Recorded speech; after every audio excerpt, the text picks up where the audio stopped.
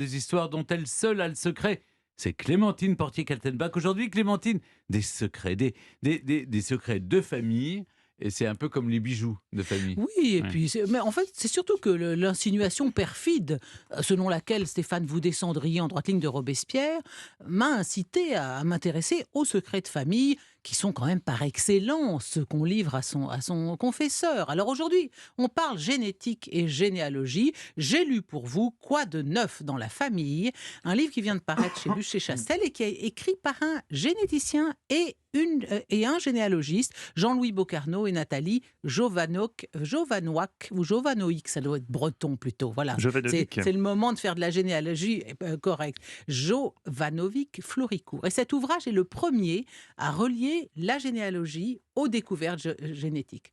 Donc Mathieu, vos ancêtres étaient-ils vikings, gaulois, Non, ils étaient visigoths? corses. Et Point Mais barre. faut remonter En plus France, on loin. n'a pas le droit de faire des tests. Mais exactement, Je ne oui. sais pas comment s'appellent ces tests. Il y Comment a un ça laboratoire Oui, israélien mais, qui le mais fait. tout à fait, mais il y a plein de labos qui le font. Ouais, mais, en tout cas, je ne sais pas si vous êtes corse, mais maintenant, grâce à ces tests, on peut remonter jusqu'à l'âge de bronze. Mm. Hein. L'âge En- de bronze. Et oui, en mars 2020, plus de 32 millions de personnes dans le monde ont fait un de ces tests ADN. En France, depuis qu'on peut se les procurer sur Internet, ça concerne quand même 100 à 200 on 000 peut se les personnes. procurer. Ah ben, bien sûr. Vous avez fait la pub pour un site Bien sûr, bien généalogie. sûr, bien sûr. Mais attention, messieurs, en France, ces tests, oui, Stéphane, vous le disiez, sont interdits. Avec la Pologne, la France est le seul pays Mais de pourquoi, l'Union en fait européenne. Alors, il n'y a pas vraiment d'argument, en fait. Notre avant-dernière ministre de la Santé, Agnès Buzyn, arguait que cela sinistre, mais allait moi. engendrer des drames dans les familles, puisque, disait-elle, 15% des Français n'ont pas le père biologique qu'ils croient avoir. Or, 15%, ça fait beaucoup. mais hein. c'est totalement faux, c'est pas 15%, c'est 1%. Vous dites que Agnès Buzyn dit des choses fausses. Ah ben là, elle s'est trompée. C'est vraiment étonnant, Me hein. semble-t-il, Bon, si le je seul puis me domaine. permettre. C'est le seul domaine où elle s'est trompée. Alors, en tout cas, ça serait 1%. Alors, l'autre argument de la ministre, c'est que ces tests sont des tests récréatifs. Mais pas du tout. Ces tests peuvent littéralement changer une vie. Donc, avec ce livre, il ne s'agit pas d'encourager le lecteur à adopter un comportement illégal, mais de l'éclairer sur ces tests, leurs principes et leurs enseignements. Et ce livre commence avec l'extraordinaire histoire de cette dame née sous X, ce qui est quand même une particularité française, la naissance sous X. Elle n'a aucun renseignement sur elle, elle ne sait pas du tout d'où elle vient, elle a renoncé depuis des années à chercher ses origines, il n'y a rien dans son dossier d'adoption. Ses enfants lui offrent un test de ce genre, qui lui dit qu'elle relève à 80% du groupe asiatique de l'Ouest. Elle se regarde dans la glace, elle se dit non mais qu'est-ce que c'est que ce truc complètement bidon, je ne sais pas du tout, je viens pas d'Asie, de l'Ouest. Bon. Et ce test lui révèle autre chose, parce que quand vous faites un test de ce genre, vous avez la possibilité de rentrer votre arbre généalogique et ça fait des matchs. On va vous dire... Mais là, en l'occurrence, elle n'avait pas d'arbre généalogique. Mais oui. Non, elle n'avait pas. Non, mais elle peut vous rentrer vous accepter que votre test soit matché avec d'autres, si vous voulez. Et ça matchait C'est génial. avec deux personnes dont elle a réalisé que c'était son demi-frère et sa demi-sœur, qu'ils étaient en fait, elle était arménienne, et oui, parce que dans cette marque de test, eh bien, tout ce qui était Arménie, c'était classé dans Asiatique de l'Ouest, alors que pour d'autres marques de test, ça sera Turquie et Caucase, ou Asie mineure, et donc elle a pu retrouver des demi-frères et sœurs, et savoir enfin qui étaient ses parents. C'est pas beau, ça? Et ce test Incroyable. permet d'identifier toute personne qui a un ancêtre commun en remontant sur 200 ans. Voyez-vous, au Chili, il y a eu 20 000 enfants volés durant la dictature de Pinochet entre 79 et 90. Des groupes de recherche se sont constitués sur Facebook et en 3 ans, grâce à ces tests ADN, une centaine d'enfants ont retrouvé leurs parents.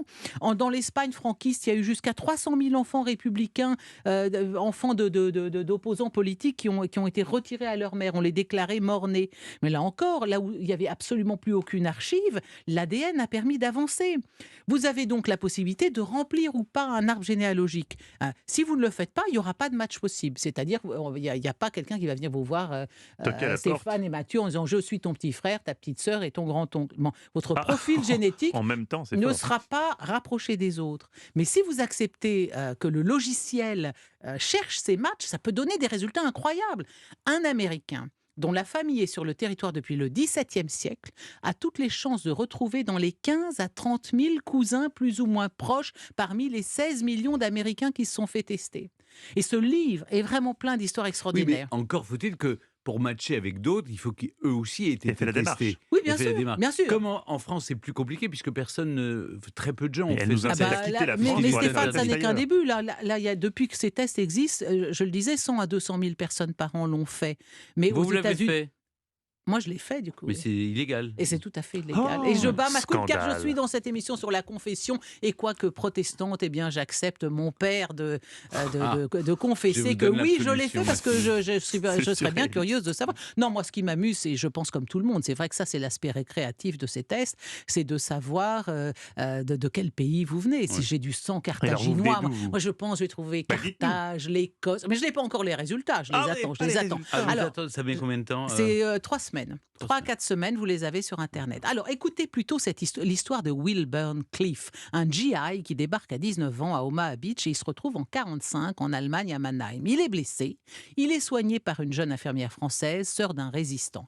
Il tombe amoureux, il veut l'épouser et rentrer avec elle aux États-Unis. Elle refuse parce que son frère est mort à Buchenwald et sa mère n'a plus qu'elle. Donc elle ne veut pas priver sa mère de sa présence. Elle reste en France, elle se sacrifie. Wilburn Cliff repart aux États-Unis. Ce qu'il ignore, c'est qu'elle est enceinte. Un fils naît qui porte le nom d'André, comme le frère mort en déportation. Il fait des recherches pendant des années auprès des GI, mais vous imaginez, Cliff, enfin, il y en a des milliers, comment savoir? Bon, il ne trouve rien. Et c'est là que ses enfants lui offrent un test. Et sur Internet, bingo génétique, il match avec un homme qui s'avère être son demi-frère, qui lui ressemble comme une goutte d'eau. Et voilà, en 2018, ils sont allés ensemble sur les plages du débarquement à Omaha Beach. Alors, des histoires de ce c'est beau. genre, il y en a des dizaines dans ce livre passionnant. Il y a aussi des histoires plus connues, comme le fils d'Hitler, la fausse Anastasia, le cœur du dauphin Louis XVII, et les enfants cachaient des people. Et je ne résiste pas. Oui, je vous en cite Dites-nous une tout. pour la bonne bouche. En 2009, Lisa Lanette, une dame de 87 ans, a révélé qu'elle avait eu un enfant avec JFK. 7 ans avant son mariage avec Jackie Kennedy, quand il était encore un jeune officier de 29 ans. Elle l'a rencontré en 1944. Elle a eu de lui un fils qui s'appelle Antonio Boller. JFK lui avait d'ailleurs proposé de l'épouser. C'est elle qui n'a pas voulu. Elle a poursuivi sa vie de femme libérée. Elle a eu 6 maris et mené une carrière de danseuse et de comédienne. Et bien dans cette histoire, seul l'ADN peut permettre de trancher définitivement, de nous dire si cet homme, qui est tout à fait encore en vie, est ou non le fils de JFK. Comme pour vous, Stéphane, et Maximilien de Robespierre. Mais en l'occurrence, je crois plutôt que de croiser vos ADN, on aura plus vite fait de mettre la main sur le petit malin qui fait mumu sur votre page Wikipédia. Sur ce, amen. Allez en paix, mon fils. On a perdu Clémentine. Beaucoup de moments surréalistes cet après-midi dans cette émission Confession. Merci Clémentine. Et pour ceux que ça intéresse, Quoi de neuf dans la famille, écrit par Jean-Louis Bocarno, qui est un grand spécialiste, il faut le dire, un grand généalogiste, et Nathalie Jovanovic-Floricourt, paru aux éditions Buchet-Chastel. Je vais m'empresser de l'acheter. Vous croyez qu'on peut faire ça? Vous avez fait ce test? Moi, franchement, ça me donne envie de le faire. Oui. Moi aussi. Je trouve ça intriguant. C'est-à-dire tout ce qui est interdit nous donne envie. C'est ça. Mais